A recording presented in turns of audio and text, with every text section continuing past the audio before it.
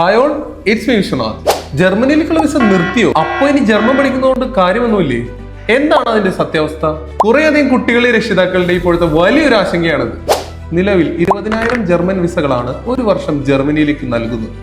എന്നാൽ 2024 അവസാനത്തോടു കൂടി German vice chancellor ഇന്ത്യയിലെത്തുകയും ഈ വിസ ലിമിറ്റ് 20,000-ൽ നിന്ന് 90,000-ലേക്കായി ഉയർത്തുകയും ചെയ്തിരിക്കും.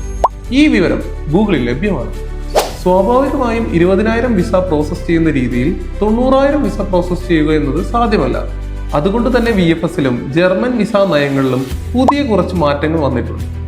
ഈ മാറ്റങ്ങൾ കൊണ്ട് തന്നെ ഈ സെപ്റ്റംബർ ഇൻടേക്കിൽ ഒരുപാട് വിദ്യാർത്ഥികളുടെ വിസ, VFS ഡേറ്റ് എന്നിവ ലഭിക്കാതെ പോവുകയും ഈ സെപ്റ്റംബർ ഇൻടേക്കിൽ ഒരുപാട് വിദ്യാർത്ഥികൾക്ക് ജർമ്മനിയിലേക്ക് പോകാൻ സാധിക്കാതെ പോവുകയും ചെയ്തു.